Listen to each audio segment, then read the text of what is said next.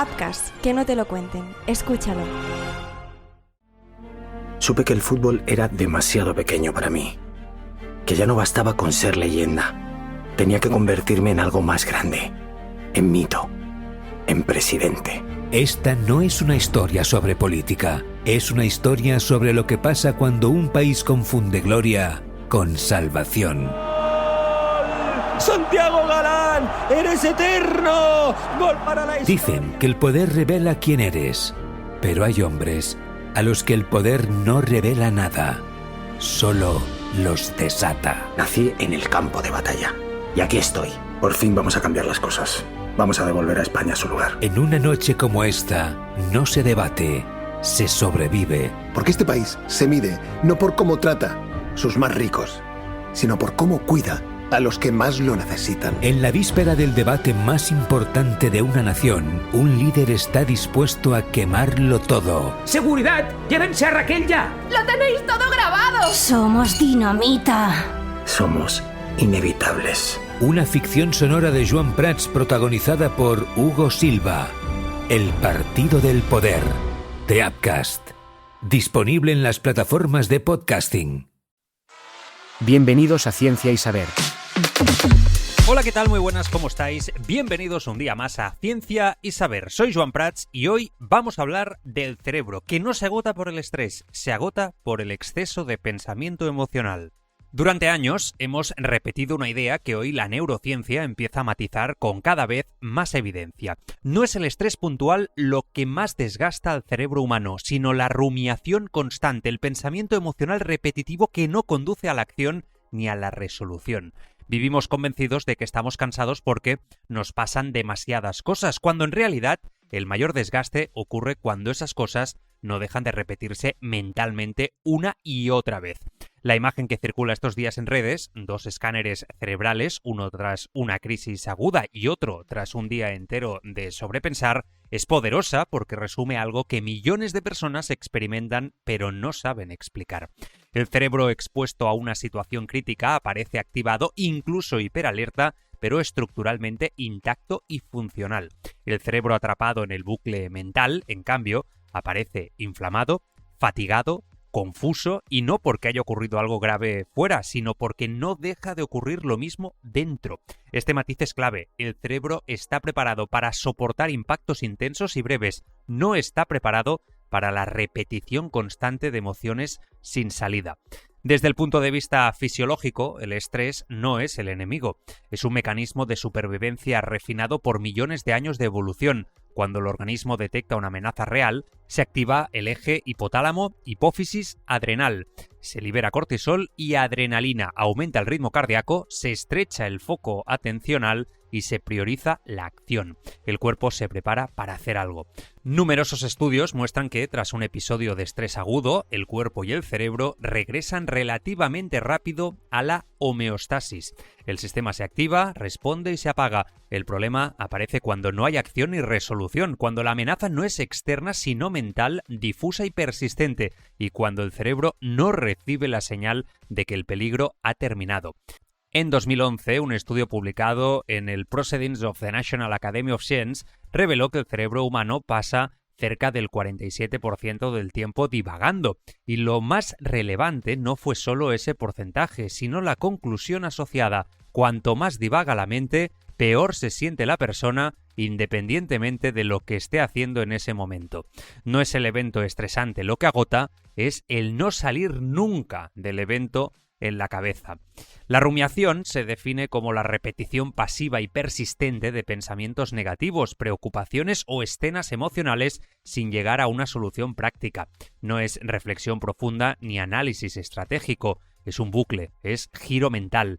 Susan Nolen-Huetzema, una de las investigadoras más influyentes en este campo, demostró que las personas con alta tendencia a la rumiación presentan mayor riesgo de desarrollar depresión, ansiedad generalizada, insomnio no reparador y fatiga mental crónica. La clave es que la rumiación mantiene activo el sistema de alerta sin permitir descarga. Desde la neuroimagen funcional sabemos que este patrón hiperactiva la red neuronal por defecto especialmente regiones como el córtex prefrontal medial y el cíngulo posterior.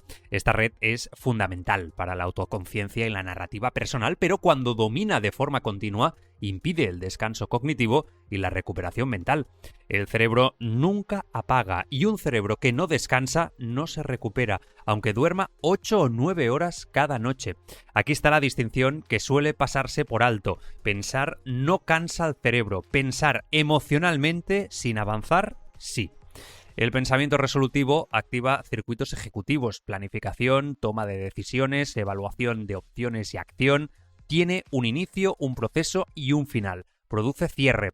El pensamiento emocional repetitivo, en cambio, activa el sistema límbico sin cierre. Mantiene una señal de amenaza constante que el cerebro interpreta como pendiente.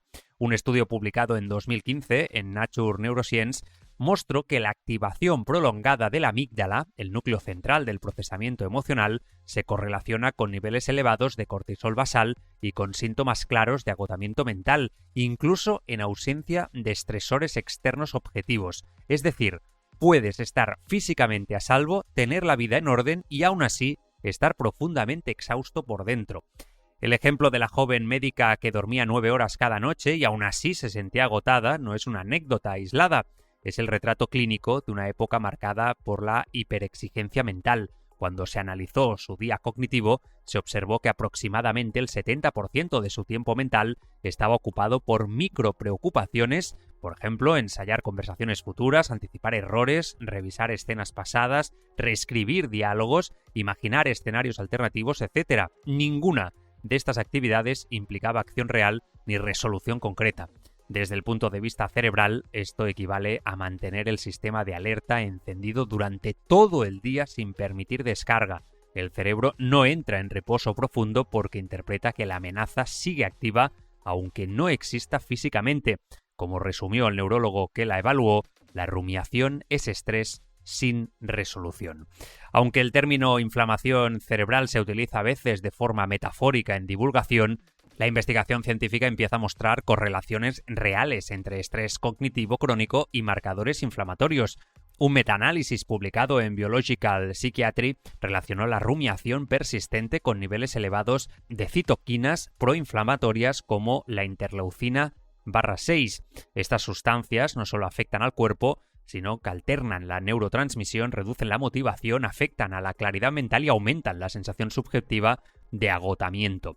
Por eso la fatiga mental rara vez se siente como cansancio físico clásico, se manifiesta más bien como niebla mental persistente, dificultad para concentrarse o tomar decisiones simples, sensación de saturación emocional y confusión y apatía.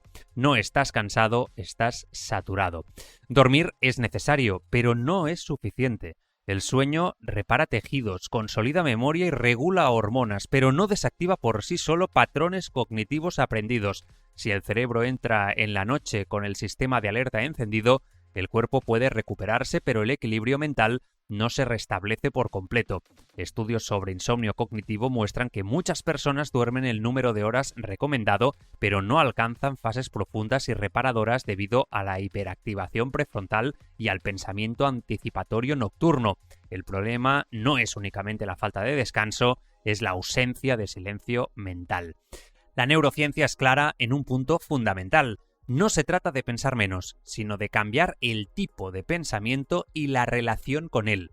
Entre las intervenciones con mayor respaldo científico destacan la atención plena, el mindfulness, reducir la activación de la red por defecto, fortalecer el control ejecutivo y mejora la capacidad de salir del bucle rumiativo, escritura expresiva, externalizar pensamientos reduce la carga interna y libera recursos cognitivos, acción concreta, pasar del escenario mental a la acción, aunque sea mínima, envía al cerebro una señal clara de resolución, y entrenamiento metacognitivo, aprender a observar el pensamiento sin fusionarse con él, disminuye su impacto emocional. Todas estas estrategias comparten un mismo principio, sacan al cerebro del giro emocional infinito y lo devuelven al presente funcional. No estamos agotados porque el mundo sea más duro que antes, estamos agotados porque vivimos demasiado tiempo dentro de nuestra cabeza.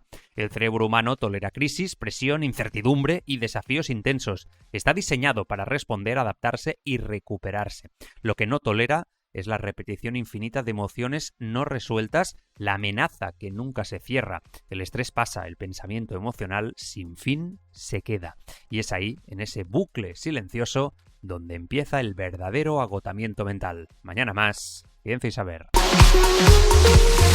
Ciencia y Saber, una producción de Apcast.